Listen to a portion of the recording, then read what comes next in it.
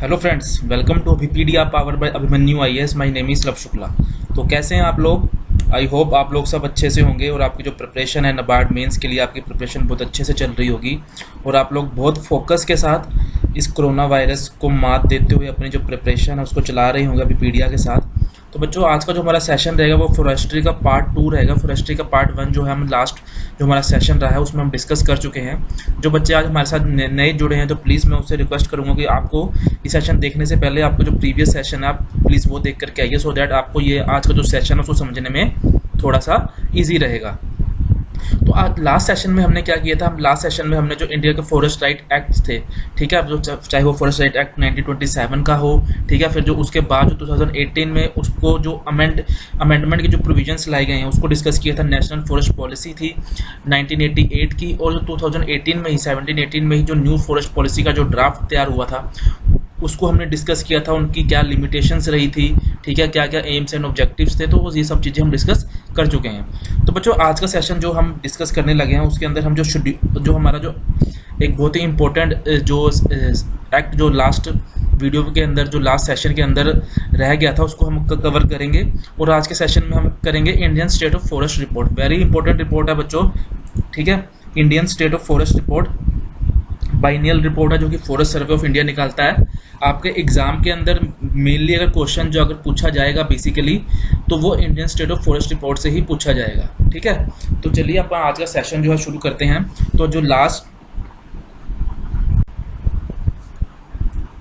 तो जो एक एक्ट बहुत इंपॉर्टेंट एक्ट था जो लास्ट सेशन में रह गया था, ठीक है, कवर करने के लिए, उसको हम आज कवर करेंगे। The scheduled tribe and other traditional forest developer rights act 2006, ठीक है। तो ये जो शेड्यूल्ड ट्राइब, आप एज यू ऑल नो कि जो शेड्यूल्ड ट्राइब्स है जो फॉरेस्ट में डेवलप करती है, जो अदर फॉरेस्ट डेवलपर्स हैं, ठीक है, उनके भी कुछ राइट्स होते हैं। बेसिकली उनकी जो लाइवलीहुड है, ठीक है, उनका पूरा का पूरा जो उनकी लाइफ है वो फॉरेस्ट पे ही डिपेंड करती है, फॉरेस्ट रिसोर्सेज पे ही डिपेंड करती है। तो नेशनल फॉरेस्ट पॉलिसी 1988 के अंदर हमने उसकी जो लिमिटेशंस देखी थी, ठीक है, वो लिमिटेशंस जो है वो आप उसको जो है दूर करने के लिए जो scheduled tribe and other forest additional developers act जो था, फॉरेस्ट डेवलपर्स एक्ट 2006 लेकर के आया था। बेसिकली ये एक्ट करता क्या है, ये एक्ट करता क्या है कि जो राइट्स जो उनसे छीन लिए गए थे, फॉरेस्ट डेवलपर्स जो थे, जो शेड्यूल्ड ट्राइब्स थी, उनसे जो राइट्स जो थे उनसे छीन लिए गए थे, उनके जो राइट्स उनको डिप्राइव कर दिया गया था, उसको रेस्टिट्यूट करना as well as in right जो है वो प्रोवाइड करवाना on individual basis as well as community basis, ठीक है। तो बेसिकली इस राइट का जो एक्ट का जो मेन इम्पोर्टेंट जो एम है, ठीक है, वो था जो राइट्स थे उनको वापस देना, ठीक है। तो FRA जो फॉरेस्ट राइट एक्ट जो इसकी जो शॉर्ट फॉर्म है, मैं आपसे जो भी आगे जो वीडियो चलेगी तो उसमें FRA का यूज ही करूंगा, ठीक है। तो आपको समझ जाना है कि जब मैं FRA बोल रहा हूँ तो फॉरेस्ट राइट एक्ट की बात हो रही है। तो फॉरेस्ट राइट एक्ट जो था FRA क्यों लाया गया था, to strengthen the local governance, so that आपको पता होगा कि जैसे हमने जो पंचायती राज इंस्टीट्यूशन में भी हमने देखा था कि जो स्पेसिफिकली जो पंचायती राज इंस्टीट्यूशन जो 73rd कॉन्स्टिट्यूशनल अमेंडमेंट एक्ट हुआ था उसके कुछ ऐसे प्रोविजंस थे जो डायरेक्टली ट्राइबल एरिया के ऊपर नहीं लगते थे, तो उसको तो था अमेंड करके पैसा एक्ट के थ्रू ट्राइबल एरियाज के ऊपर लगाया जाता था, ठीक है, अभी भी लगाया जाता है। तो आपको वो जो है उसको यहाँ से इंटरलिंक करना पड़ेगा। तो FRA इन वन वे और अनदर वे जो उनकी लोकल सेल्फ गवर्नेंस को स्ट्रेंथन करता था, ठीक है, स्ट्रेंथन करता है और उनको सिक्योरिटी प्रोवाइड करता है उनके लाइवलीहुड के लिए, एज वेल एज कंजर्वेशन और मैनेजमेंट करता है नेचुरल रिसोर्सेज की। एज यू ऑल नो कि जो फॉरेस्ट एरियाज हैं हमारे इंडिया में, कहीं पर भी वर्ल्ड के किसी भी एरिया में हो, जो फॉरेस्ट एरियाज होते हैं वो बेसिकली हब वो जो होते हैं नेचुरल रिसोर्सेज के एक हब के तरीके से होते हैं, ठीक है। वो एक बैंक एक आप कह दीजिए बैंक होता है नेचुरल रिसोर्सेज का, जो कि जो कंट्री की ग्रोथ है और उसकी डेवलपमेंट है और जो वहाँ के जो सिटीजन्स हैं उनके लाइवलीहुड के लिए, उनके डेली बाय डेली यूज़ के लिए जो वो नेचुरल रिसोर्स को यूटिलाइज किया जाता है। तो FRA का पोटेंशियल यूज़ हो गया, ठीक है। तो for the first time forest right act FRA recognise and secures कि जो FRA जब 2006 में आया था, तो फर्स्ट टाइम इन्होंने क्या रिकॉग्नाइज किया था कि जैसे 1988 के अंदर जैसे जो फॉरेस्ट पॉलिसी थी उसमें हमने देखा था कि जो फॉरेस्ट जो इंस्पेक्टर था, ठीक है, जो उस वक्त जो फॉरेस्ट इंस्पेक्टर था, उसमें हम जब डिस्कस किया था कि उसको बहुत सारी पावर्स जो थी प्रोवाइड की गई थी, और जो शेड्यूल ट्राइब्स के जो लोग थे उनसे जो उनके जो राइट्स थे उनको उससे डिप्राइव कर दिया गया था। तो फॉरेस्ट राइट के अंदर फर्स्ट टाइम जो था रिकॉग्नाइज किया गया था, कम्युनिटी राइट्स की बात की गई थी। तो ये इन्फॉर्मेशन आपके लिए इंपॉर्टेंट हो जाती है, मे बी वो आपसे पूछ सकते हैं कि जो फर्स्ट टाइम के अंदर कम्युनिटी राइट जो था वो किस एक्ट के अकॉर्डिंग जो था शेड्यूल ट्राइब्स को दिया गया था। तो आपको 2-3 स्टेटमेंट्स दे दी जाएंगी, तो आपको पता होना चाहिए इसके बारे में। और ये क्या करता है, राइट प्रोटेक्ट करता है और रीजनरेट करता है, conserve and manage any community forest resources, जैसे कि हमने डिस्कस किया, मैनेज करता है फॉरेस्ट रिसोर्सेज को, ठीक है। और ये जो उनकी ट्रेडिशनल नॉलेज रहती है वहाँ की जो बायोडाइवर्सिटी जो फॉरेस्ट एरियाज की, ठीक है, उसकी जो ट्रेडिशनल नॉलेज रहती है। जैसे आपको पता होगा कि अब आज भी कोरोना वायरस के टाइम पे जो हमारी आयुष मिनिस्ट्री है वो भी जो है कि कहीं ना कहीं जो है जो हमारी ट्रेडिशनल नॉलेज है, जो हमारी वैदिक नॉलेज है कह लीजिए, या जो हमारी आयुर्वेदिक नॉलेज है, उसको यूटिलाइज करके जो कोरोना वायरस के अगेंस्ट एक जो है मेडिसिन बनाने की कोशिश कर रही है। तो ये राइट क्या करता है, उसको भी प्रोटेक्ट करता है। और जो right of displaced communities rights over development activities, कि जैसे मान लो कोई डेवलपमेंट एक्टिविटीज़ हो रही है, चाहे वहाँ पर कोई रोड बन रही है या कुछ ऐसा कोई ब्रिज टाइप बन रहा है, तो उसके लिए उनको क्या होता है, उनको एरिया जो है एक्वायर करना पड़ता है, जिसकी वजह से जो वहाँ के जो लोग होते हैं उनको वहाँ से डिस्प्लेस कर दिया जाता है। तो उस केस के अंदर उनको जो है जो भी पीपल जो वहाँ से जो डिस्प्लेस हो रहे हैं, तो उनको किसी अदर जगह पर जाकर उनको उनकी मैनेज करना, ठीक है, उनके लाइवलीहुड के लिए और उनके रहने के लिए इंतजाम करना, ये भी जो है राइट उनको प्रोवाइड करता है। आगे चलते हैं, ठीक है। अब now we will discuss the salient feature, कि इसके सैलिएंट फीचर्स क्या थे, ठीक है, कि जो राइट है जिसके सैलिएंट फीचर क्या थे। फर्स्ट फीचर्स जो हम देखते हैं, implementation by ministry of tribal affairs. ये MOTA क्या है, ministry of tribal affairs. So you need to understand कि मिनिस्ट्री ऑफ एनवायरनमेंट इसकी नोडल मिनिस्ट्री नहीं है। एग्जामिनर देखो बच्चों, यही एक जो स्पेसिफिक एरियाज होते हैं, कंफ्यूजन एरियाज होते हैं, इसी को जो है वो अपनी स्टेटमेंट में यूज़ करके क्वेश्चंस को फ्रेम करता है। तो आपको इस चीज़ में ध्यान में रखना है। मैं ऐसे ही आपको जो है साथ साथ ये भी चीज़ बताता, अपनी जो वीडियोस रहती हैं उसमें ये भी बताता हूँ कि एग्जामिनर है वो आपको किस एरिया से क्वेश्चन आपसे पुट कर सकता है, ठीक है। तो नोडल एजेंसी होगी मिनिस्ट्री ऑफ ट्राइबल अफेयर्स, ठीक है। This act is applicable to tribal and other traditional forest developers communities, okay. और जो मेनली जो फीचर्स है कि जो उन्हीं कम्युनिटीज का जो ट्रेडिशनल ये जो एक्ट है ये उन्हीं फॉरेस्ट जो डिवेलपर्स हैं, जो शेड्यूल ट्राइब्स हैं, उन्हीं के जो राइट्स हैं उनको रिकॉग्नाइज करता है, जिनकी जो फर्स्ट 3 जनरेशन्स हैं, कब तक, 13/12/2005 तक, ठीक है,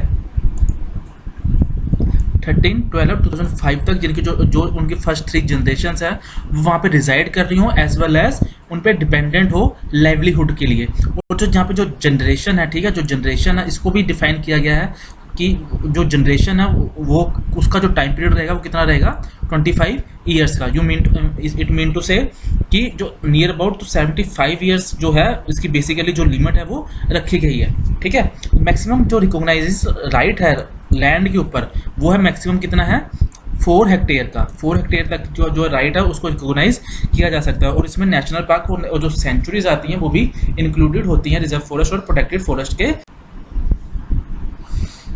the right recognises the right of ownership access to, वो जो उनके जो राइट हैं, ठीक है, वो किस तरीके से रिकॉग्नाइज करता है, वो उनकी जो कलेक्शन है रिसोर्सेज को लेकर के, उसको यूटिलाइजेशन है, और dispose of minor forest produce. Minor forest produce बच्चों क्या होता है, माइनर फॉरेस्ट प्रोड्यूस होता है जो नॉन टिम्बर फॉरेस्ट प्रोड्यूस रहते हैं, लाइक बम्बू, ब्रश, ठीक है, ब्रशवुड, स्टम्प्स, ये जो होते हैं कि ये जो वुड्स की जो ट्रीज की वैरायटीज हैं वो उनके नाम है, ठीक है। लीव्स, मेडिसिनल प्लांट्स जो ये रहेंगे, ये नॉन टिम्बर फॉरेस्ट प्रोड्यूस के ऊपर जो है उनके जो राइट्स हैं वो रहेंगे, ठीक है। इसके साथ साथ जो एक्ट जो है प्रोवाइड करता है गवर्नमेंट के रिलेटेड राइट भी जो रहते हैं, ठीक है, क्योंकि अब ऐसा तो हो नहीं सकता कि जो भी है शेड्यूल ट्राइब और अदर फॉरेस्ट डेवलपर्स को ही पूरे की पूरी तरीके से जो है राइट प्रोवाइड किए जाएँ। इससे क्या होगा, जो ग्रोथ है डेवलपमेंट एक्टिविटीज़ में बहुत ज़्यादा मुश्किलें आएंगी। तो उसको कम करने के लिए कि गवर्नमेंट जो है वो जो लैंड है उसको एक्वायर कर सकती है, बट इसके लिए एक्वायर कर सकती है चाहे उनको चाहे हॉस्पिटल बनाने हो, स्कूल्स बनाने हो, टेलीकम्युनिकेशन लाइंस बनानी हो, रोड, इलेक्ट्रिसिटी के काम के लिए। बट जैसे हमने देखा कि उनको जो जो जो शेड्यूल्ड ट्राइब्स और अदर फॉरेस्ट डिवेलपर्स को यहाँ से डिस्प्लेस किया जाएगा, तो उनको किसी और जगह उनके रहने के लिए, उसके मैनेजमेंट, उनकी कंजर्वेशन के लिए उनको रिसोर्सेज प्रोवाइड करवाना जरूरी है। ठीक है।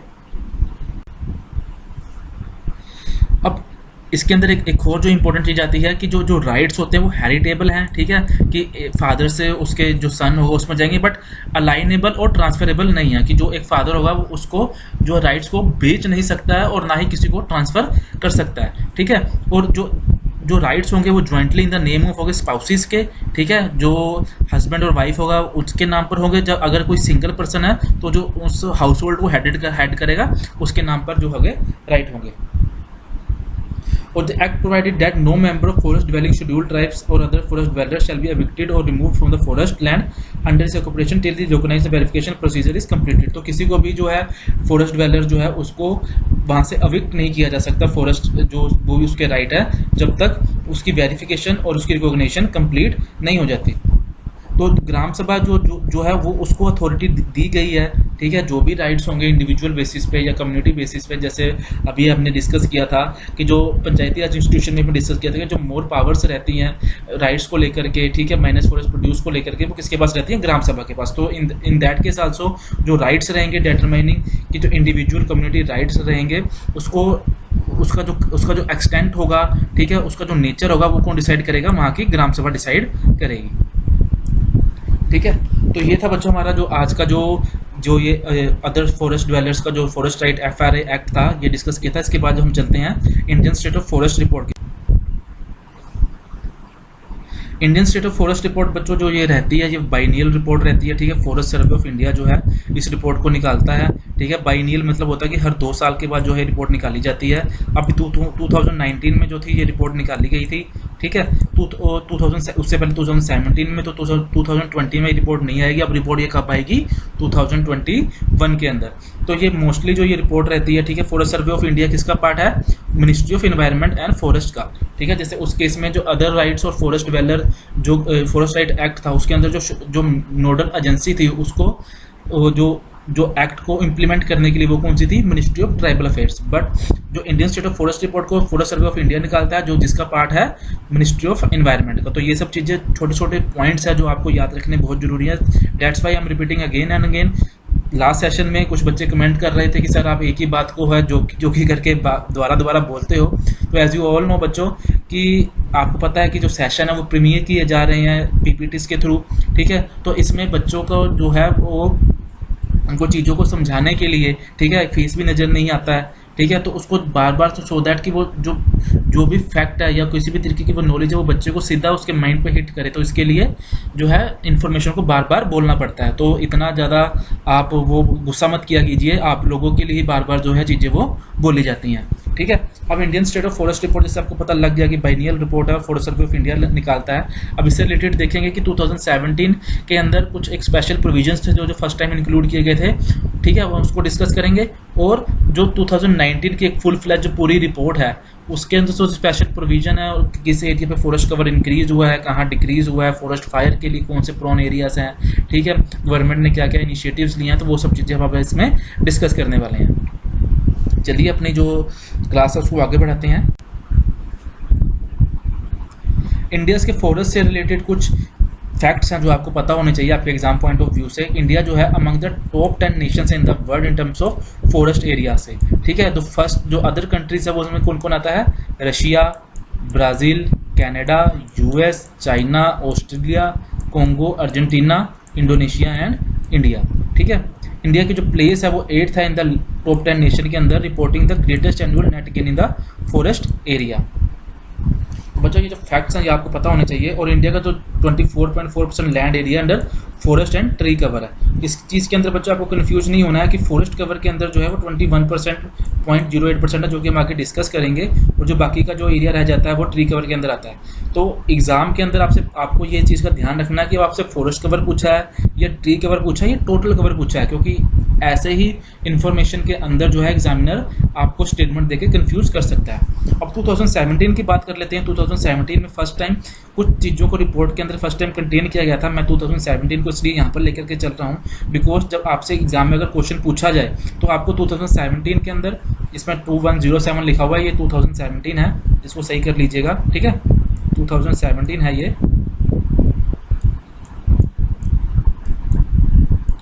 2017 है ये। तो 2019 में 2017 में आपको जो है आपको कंपेयर करना थोड़ा इजी हो जाए, सो दैट कि आपका जो क्वेश्चन है वो गलत ना हो सके। तो फर्स्ट टाइम जो था इसमें रिपोर्ट में 2017 में क्या जो थी इन्फॉर्मेशन यूज़ की गई थी कि जो वाटर बॉडीज जो रहती हैं फॉरेस्ट कवर के अंदर, उसके अंदर क्या डेकेडल चेंज आ रहा है, ठीक है, 2005 से लेकर 2015 में क्या डेकेडल चेंज आया था, ठीक है। Production of timber forest outside the forest, ठीक है, 2017 में देखा जाता है। और स्टेट वाइज कार्बन स्टॉक तो देखते ही हैं, ठीक है, बट स्टेट वाइज की पर स्टेट के वास्ते कितना कार्बन स्टॉक है। कार्बन स्टॉक का बच्चों में यहाँ से आपको जो मीनिंग है आपको डिफाइन कर देता हूँ कि कार्बन स्टॉक ये रहता है कि कितने परसेंट जो एरिया है वो जो है उसमें ट्री कवर है और वो कार्बन को कितना अब्जॉर्ब कर सकता है, ठीक है। जैसे आप पेरिस क्लाइमेट डील के अंदर इंडिया को जो INDL है, ठीक है, इंटीग्रेटेड नेशनली डिटरमाइंड कंट्रीब्यूशन, कि इंडिया कार्बन स्टॉक को का जो एम है वो 2.5 से लेकर 3.0 तक ट्रिलियन टन का जो है इंडिया का जो है टारगेट है कार्बन स्टॉक को जो है बनाने का। तो आपको पता होना चाहिए कार्बन स्टॉक एक्चुअल में है क्या। तो इसमें फर्स्ट टाइम जो था स्टेट ऑफ फॉरेस्ट रिपोर्ट के अंदर 2017 में स्टेट वाइज कार्बन स्टॉक था उसका जो एरिया था वो स्पेसिफाई किया गया था। तो ये क्लासिफिकेशन है फॉरेस्ट कवर की, इसको हम पहले भी जो फर्स्ट वीडियो पार्ट 1 में भी डिस्कस कर चुके हैं। यहाँ पे मैं इसलिए आपको बता रहा हूँ कि सो दैट कि आपकी जो रिवीजन साथ साथ, देखो बच्चों, हम आपको इन्फॉर्मेशन प्रोवाइड करने के साथ साथ आपकी जो रिवीजन है उसका भी इतना ध्यान रखते हैं। तो जल्दी से उसको रिवाइज कर लेते हैं। क्या क्या है, वेरी डेंस फॉरेस्ट जो होते हैं उसमें कैनोपी डेंसिटी होती है 70% की, मोर देन 70%, मॉडरेट डेंस में 40 to 70%, ओपन फॉरेस्ट में 10 to 40%, और स्क्रब जो रिलेटेड होता है उसमें कैनोपी डेंसिटी लेस देन 10% होती है। और जो नॉन फॉरेस्ट होता है, ठीक है, जो land not included in the above classes. Canopy cover जैसे हमने लास्ट में सेशन में डिस्कस किया था कि वो एरिया, ठीक है, अब जो ये वाला एरिया होगा सारा ये कैनोपी कवर के अंदर आएगा। It is commonly express percentage of total ground area covered by the vertical projection of tree crowns. Vertical projection of tree crowns, तो ये क्या होता है, ये कैनोपी डेंसिटी होती है, ठीक है। आगे चलते हैं। अब कैनोपी वाइज जो फॉरेस्ट कवर है कि सबसे ज़्यादा कैनोपी वाइज जो फॉरेस्ट है वो किसके अंदर सबसे ज़्यादा है, तो सबसे ज़्यादा किसमें है, मॉडरेटली डेंस फॉरेस्ट की जो कैनोपी डेंसिटी सबसे ज़्यादा है। कितने परसेंटेज एरिया है जो कवर करता है पूरे ऑल ओवर इंडिया में, 19.38%। तो आपको जो है पता होना चाहिए। उसके बाद क्या आता है, open forest 19.8%, and then very dense forest, and then scrub. तो ये कुल मिलाकर कितना बनता है, 21.54%। आपको इसका क्रोनोलॉजिकल ऑर्डर, ठीक है, जो इसका जो area wise increasing to decreasing, कि कैनोपी वाइज फॉरेस्ट कवर में कैनोपी किस फॉरेस्ट कवर की सबसे ज़्यादा है, इंक्रीजिंग से डिक्रीजिंग, ठीक है, आपको पता होना चाहिए। वो आपसे पूछ सकते हैं, इसको आपको 4 ऑप्शंस दे के आपको जो है एक जो आपसे पूछ सकते हैं कि इनको जो है इंक्रीज से डिक्रीजिंग कैनोपी वाइज में अरेंज कीजिए। अभी पीडीए की सबसे इंपॉर्टेंट यही चीज़ है कि वो आपको इन्फॉर्मेशन प्रोवाइड करने के साथ साथ किस तरीके से इन्फॉर्मेशन जो है पूछी जाएगी वो भी आपको प्रोवाइड करवाते हैं। आगे चलते हैं। अब 2019 में भी कुछ स्पेशल फीचर्स जो थे वो इंक्लूड किए गए थे 2017 की तरह, ठीक है। वो स्पेशल फीचर्स क्या थे वो देख लेते हैं। कि फर्स्ट स्पेशल फीचर्स था वो था कि जो फ्रिंज एरिया के अंदर कितने लोग जो हैं वो फॉरेस्ट प्रोड्यूस के ऊपर डिपेंडेंट है, फ्यूल, चाहे वो फ्यूल वुड के लिए हो, चाहे फोडर के लिए हो, चाहे वो बम्बू या ट्री के लिए हो, किसी भी चीज़ के लिए। जो फ्रिंज एरियाज़ के अंदर जो आसपास का जो एरियाज होता है उसके अंदर कितने परसेंट जो लोग हैं, ठीक है, वो अपनी लाइवलीहुड के लिए फॉरेस्ट रिसोर्सेज पर डिपेंड करते हैं। तो मोर देन 1,70,000 विलेजेस हैं जो है लोकेटेड है in the proximity of forest area. Extend of tree outside the forest area first time जो है 2019 की रिपोर्ट में लेकर के आया था कि जो ट्री आउटसाइड फॉरेस्ट एरिया उसका एक्सटेंड कितना है कंट्री के अंदर। Assessment of plant biodiversity in the forest की प्लांट की बायोडाइवर्सिटी कितनी है, ठीक है, फर्स्ट टाइम इसको असेस किया गया था। Refined forest type of map of India की डिफरेंट टाइप ऑफ फॉरेस्ट, जैसे कि evergreen forest, wet forest, temperate forest, तो इसका एक रिफाइंड मैप जो है फिर से तैयार किया गया है। Mapping of fire prone forest area की फायर प्रोन फॉरेस्ट एरिया कौन कौन से है उसकी मैपिंग की गई है।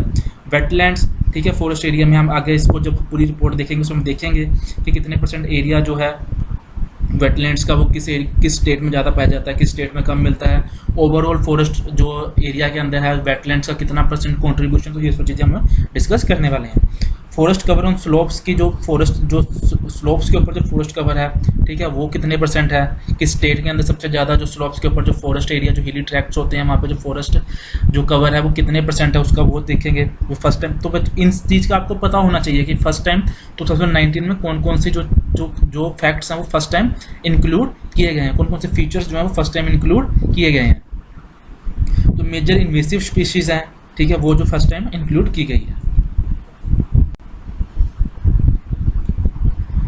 अब बच्चों इंपॉर्टेंट जो है आपके जो आप आगे की जो रिपोर्ट है वो बेसिकली फैक्चुअल रहेगी और आपको एक 1% चाहे वो आपको जो है 7,12,249 ये पूरा का पूरा जो है आपको रट करके जाना है, आपको ये पूरा का पूरा क्रैम करके जाना है, याद करके जाना है, रिमेंबर आपको होना चाहिए हर चीज़ एक चीज़, ठीक है। तो आपको इसमें ये नहीं कह सकते कि 7 लाख अप्रोक्स नहीं याद करना है। अगर आपने एग्जाम का अगर आपने देखा हो तो आपको हर एक फिगर के बारे में पता होना चाहिए, ठीक है। तो mainly forest and tree cover at the national level की फॉरेस्ट और ट्री कवर नेशनल लेवल पर कितना है, ठीक है। टोटल फॉरेस्ट कवर है ऑफ द कंट्री का 7,12,249 स्क्वायर किलोमीटर है, जिसके अंदर 4,975 जो है मैंग्रोव कवर भी इंक्लूडेड होता है और जो 21.67% जो टोटल जोग्राफिकल एरिया जो है कंट्री का है, ठीक है। इसके अंदर जो है जो ट्री कवर रहता है वो, ठीक है, वो कितना रहता है 2.89%। अब जो टोटल जो फॉरेस्ट कवर एरिया वो कितना था 4.39%, ठीक है, 2.56 of the geographical of the country. तो टोटल फॉरेस्ट एरिया जो है वो कितना इंक्रीज हुआ है, जो लास्ट ईयर था वो था 24.39 और इस साल कितना है 24.56, तो 0.17% जो एरिया वो इंक्रीज हुआ है। आपको ये फैक्ट्स छोटे फैक्ट्स हैं जो आपको याद करने हैं, ठीक है। इसमें कुछ ऐसा कुछ समझाने वाला चीज़ें हैं नहीं, तो मैं जल्दी से जो फैक्ट्स हैं फटाफट से पढ़ देता हूँ आपके लिए। जो इंक्रीज़ हुआ है बच्चों कितना हुआ है 0.56% ऑफ फॉरेस्ट कवर, ठीक है, और 1.29% जो कवर हुआ है वो ट्री कवर जो है इंक्रीज़ हुआ है और टोटल कितना इंक्रीज़ हुआ है 0.65%। तो वेरी डेंस फॉरेस्ट के अंदर जैसे हमने देखा कि जिसके अंदर जो कैनोपी डेंसिटी है वो 70% से ज़्यादा होती है, उसमें कितना इंक्रीज़ हुआ है 1120 स्क्वायर किलोमीटर जो है जो असेसमेंट है वो इंक्रीज़ हुई है। और जो recorded forest area forest cover with in the recorded forest area, ठीक है, वो कितना % क्या इंक्रीज़ हुआ है 0.05% का। और जो फॉरेस्ट कवर है in the hilly districts of the country, ठीक है, which is 40.30% of total geographical area of this district. तो फॉरेस्ट कवर है कि 140 डिस्ट्रिक्ट के 40.30% जो कवर करते हैं फॉरेस्ट इन डिस्ट्रिक्ट के अंदर, वो कितने % उसके अंदर इंक्रीज़ हुआ है 0.19%। तो आपको हर एक फैक्ट हर एक फिगर जो है आपको याद रखनी है। जो है कि मैं आपको बार बार इस चीज़ को रिपीट कर रहा हूँ, ठीक है। I am repeating again and again single information. कुछ बच्चों को फिर से प्रॉब्लम हो रही होगी, बट कोई बात नहीं, मैं जो ये बच्चों को आप ही के लिए जो है जो इन्फॉर्मेशन है बार बार रिपीट कर रहा हूँ, ठीक है। आपको इस चीज़ का ध्यान में रखना है। अब फॉरेस्ट कवर जो स्टेट वाइज, तो मध्य प्रदेश में जो largest forest cover in the country है, उसके बाद कौन सी आती है अरुणाचल प्रदेश, छत्तीसगढ़, उड़ीसा एंड महाराष्ट्र, ठीक है। In terms of forest cover as a percentage of total geographical area, जो एक फॉरेस्ट कवर है वो सबसे ज़्यादा किस स्टेट में है, ठीक है, उसकी डेंसिटी सबसे ज़्यादा किस स्टेट में। बट जो geographical area wise percentage wise तो उस स्टेट का जोग्राफिकल एरिया का वाइज जो है सबसे ज़्यादा फॉरेस्ट किस स्टेट में पाया जाता है, वो है मिजोरम फर्स्ट नंबर पे 85.41%, अरुणाचल प्रदेश सेकंड पे, थर्ड पे मेघालय, फोर्थ पे मणिपुर एंड फिफ्थ पे नागालैंड। आपको ये जो है आपको 1 to 5 जो है आपको याद रखना है बच्चों, ठीक है। मैं बार बार इस चीज़ को रिपीट कर रहा हूँ। टोटल फॉरेस्ट कवर जो नॉर्थन ईस्टर्न रीजन का वो 65.05% एरिया है, ठीक है। एक्सेप्ट असम एंड त्रिपुरा, जो सभी स्टेट है नॉर्थ ईस्टर्न रीजन की, उसके अंदर जो फॉरेस्ट कवर है वो इस साल डिक्रीज हुआ है, और टॉप 5 स्टेट्स हैं, जो टॉप 5 स्टेट्स हैं जहाँ पे फॉरेस्ट कवर जो है इंक्रीज हुआ है, वो हमें कौन सी स्टेट्स आती हैं। कर्नाटका 1025 स्क्वायर किलोमीटर इंक्रीज हुआ है, सेकंड पे Andhra Pradesh, Kerala then Jammu and Kashmir and then Himachal Pradesh. जो सबसे ज़्यादा मैक्सिमम लॉस हुआ है फॉरेस्ट कवर का वो कौन कौन सी स्टेट्स हैं? सबसे ज़्यादा जो डिक्रीज हुआ है forest cover in case of Manipur and then Arunachal Pradesh and then Mizoram. Total forest cover in tribal district जो टोटल फॉरेस्ट कवर है 37.5% of geographical area of the district की जो ट्राइबल एरियाज का जो टोटल एरिया 37.54% पे ऑलमोस्ट आप लगा लीजिए कि 38% के ऊपर जो उनका एरिया वो फॉरेस्ट से कवर है। अब हमने स्टार्टिंग में डिस्कस किया कि wetlands, mangrove cover, forest fire में वेटलैंड्स की जो फर्स्ट टाइम जो है बात इस रिपोर्ट के अंदर की गई है। तो सबसे ज़्यादा वेटलैंड जो मिलते हैं वो किस में मिलते हैं? गुजरात में, देन उसके बाद जो मिलता है वेस्ट बंगाल में।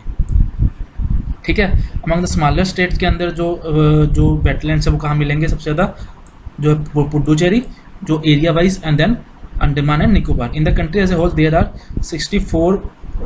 64,466 wetland covering 3.38% of the area and 18.3% total number of wetlands are located within the recorded forest area। कि जो कंट्री का एज अ होल है, ठीक है, जो कंट्री के जो टोटल एरिया का है, ठीक है, उसका जो 3.83% है वो किस में आता है? रिकॉर्डेड फॉरेस्ट एरिया का, country as a whole. But 8.3% जो टोटल नंबर ऑफ वेस्टलैंड है वो वो कितने में आते हैं?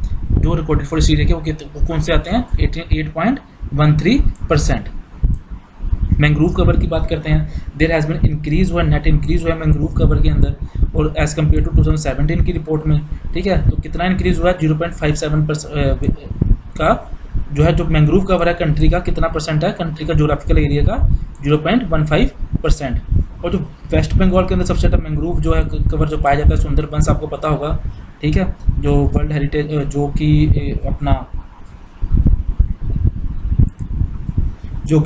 जो कि वर्ल्ड हेरिटेज साइट भी है। ठीक है, जो सुंदरबंस है मैंग्रोव कवर है। उसके बाद कौन से आता है? गुजरात में 23.66% and then Andaman Nicobar 12.39%। About 40% of world mangrove cover जो है फाउंड आउट होता है साउथ ईस्ट एशिया में, बिकॉज जो यहाँ का जो इन्वायरमेंट है, बिकॉज मैंग्रोव की जो फॉरेस्ट है उसके लिए स्पेसिफिक टाइप ऑफ इन्वायरमेंट की जो ज़रूरत होती है, इसमें जो इन्वायरमेंट है वो बहुत वेट होना चाहिए। ठीक है, वेट एंड हॉट क्लाइमेट की ज़रूरत होती है मैंग्रोव कवर के लिए। और इंडिया जो है वो साउथ एशिया को 3% एरिया जो है वेटलैंड का कवर करता है। अब फॉरेस्ट फायर की बात कर लेते हैं। 21.40% जो फॉरेस्ट कवर है ऑफ द कंट्री का, ठीक है, वो फायर प्रोन है। ठीक है, और जो most of the fire prone area है वो कौन सा एरिया आता है? नॉर्थ ईस्टर्न रीजन का। तो मोस्ट ऑफ द फायर जो होती है, ठीक है, वो कहाँ पर होती है? मॉडरेटली डेंस फॉरेस्ट के अंदर, open forest and followed by moderately dense forest.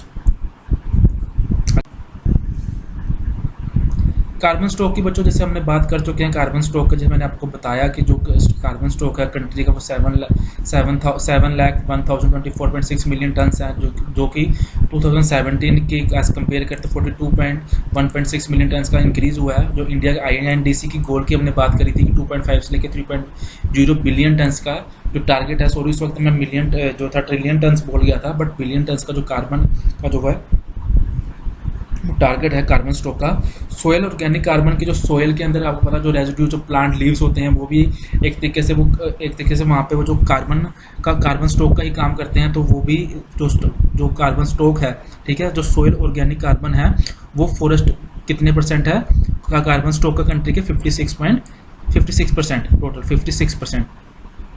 Biodiversity की फर्स्ट टाइम जैसे हमने डिस्कस किया कि बायोडाइवर्सिटी की बात जो थी 2017 की रिपोर्ट में की गई थी, तो मैक्सिमम ट्री डाइवर्सिटी जो है तो जो ट्रॉपिकल वेट एवरग्रीन फॉरेस्ट की है and semi evergreen forest of western Ghat. ठीक है, जो सबसे ज़्यादा जो ट्री फॉरेस्ट जो डाइवर्सिटी वो कहाँ पाई जाती है? वेस्टर्न घाट में, wet evergreen and semi evergreen forest में, followed by north eastern region. Karnataka के अंदर जो मैक्सिमम स्पीशीज रिचनेस है वो ट्रीज़ की पाई जाती है। अरुणाचल प्रदेश में स्पीशीज़ की जो रिचनेस है वो शब्स की जो रिचनेस है वो पाई जाती है। जम्मू एंड कश्मीर में जो रिचनेस है सबसे ज़्यादा हब्स की पाई जाती है। और अरुणाचल प्रदेश ऐसी स्टेट है जहाँ पे जो अब तीनों का अगर टोटल किया जाए कि सबसे ज़्यादा richness in case of trees, shrubs and herbs वो कहाँ पे मिलती है? सबसे ज़्यादा अरुणाचल प्रदेश में, followed bye Tamil Nadu and Karnataka. Bamboo cover बच्चों, बम्बू कवर आपको पता होगा, बम्बू एक स्पेशल टाइप ऑफ फॉरेस्ट है जो कि मेनली नॉर्थ ईस्टर्न रीजन में पाया जाता है। वहाँ की जो बेसिकली लाइवलीहुड है वो बम्बू फॉरेस्ट के ऊपर ही डिपेंड करती है। इनफैक्ट जो वहाँ पे आपको पता होगा कि बहुत सारी रिवर्स जो होती हैं नॉर्थ ईस्टर्न रीजन के ऊपर, उसको जो ब्रिजेस मेनली बनाए जाते हैं वो बम्बू फॉरेस्ट पे ही बनाए जाते हैं। जो टोटल बम्बू फॉरेस्ट का जो एरिया है वो इंक्रीज़ हुआ है 2017 कंपेरेटिवली, ठीक है, 3229 स्क्वायर किलोमीटर एरिया जो इंक्रीज हुआ है। तो मध्य प्रदेश जो है उसके अंदर सबसे ज़्यादा एरिया जो है बम्बू कवर उसमें पाए जाते हैं, ठीक है। बम्बू कवर आपने देखा होगा जो फर्स्ट टाइम जो हमने जब डिस्कस किया था, सबसे ज़्यादा फॉरेस्ट कवर जो है वो भी कहाँ पर है, वो भी मध्य प्रदेश में है, ठीक है, followed by Maharashtra, Arunachal Pradesh and Orissa. और डिपेंडेंस ऑन फ्यूल वुड और ऑन फॉरेस्ट की सबसे ज़्यादा जो फ्यूल वुड जो फॉरेस्ट से जो वुड्स पाई जाती है, ठीक है, जो फॉरेस्ट से जो लकड़ी पाई जाती है उसके ऊपर जो डिपेंडेंस रहती है वहाँ के जो एरियाज़ के जो, जैसे हमने डिस्कस किया था, तो फ्रिंज कम्युनिटी है जो उस एरिया में शेड्यूल्ड ट्राइब्स रह रहे हैं, जो लोग अदर फॉरेस्ट डिवेलपर्स रह रहे हैं, वो सबसे ज़्यादा किस स्टेट के अंदर डिपेंड करते हैं लोग, वो सबसे ज़्यादा डिपेंड करते हैं महाराष्ट्र में, ठीक है। और उसके बाद क्या डिपेंड करते हैं, highest in Madhya Pradesh. It has been assessed an annual removal of the symbol, कि जो रिमूवल जो फॉरेस्ट रिसोर्सेज हमें फॉरेस्ट से मिलते हैं, ठीक है, उसका जो 7% जो है वो जो वहाँ के जो लोग हैं वो यूज़ करते हैं, ठीक है।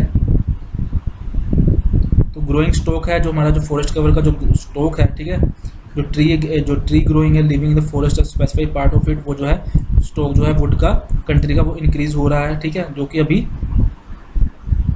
5,09,57.6 मिलियन क्यूबिक मीटर है।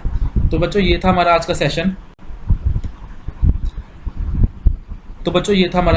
आई होप आपको जो इन्फॉर्मेशन आपके एग्जाम के अंदर हेल्प करेगी, ठीक है। जिन बच्चों को जो ये इन्फॉर्मेशन जो आपको अगर हेल्पफुल लगी, आपको लगा कि आपने कुछ आज नया सीखा है, तो प्लीज़ आप इस सेशन को लाइक कीजिए, शेयर कीजिए, ठीक है। लाइक्स और शेयर्स जो है वो कम आ रहे हैं, मैं देख रहा हूँ इस चीज़ को, बट अगर आपके लिए अगर आपको जो कोर्सेज है वो फ्री में प्रोवाइड करवा रहे हैं, तो आपकी तरफ से भी हम आशा करते हैं कि प्लीज़ कि आप जो है इस सेशन को, अभी पीडिया को ज़्यादा से ज़्यादा लोगों के साथ शेयर करेंगे और इसको ज़्यादा से ज़्यादा लाइक करेंगे। आप जो है सभी लोग जो है इस जो संकट का टाइम है, ठीक है, जो इस समय पूरे वर्ल्ड के ऊपर जो है कोरोना वायरस का जो संकट मंडरा रहा है, उसके बीच में आप लोग, मैं आपसे यही आशा करता हूँ कि आप लोग जो है अपने घर पर रहिए और एग्ज़ाम की अपनी प्रिपरेशन जो है उसको कंटिन्यू रखिए, क्योंकि एग्ज़ाम कभी भी आ सकता है, ठीक है। चलिए आज का सेशन जो हम यहीं पर ख़त्म करते हैं। All the best and thank you very much.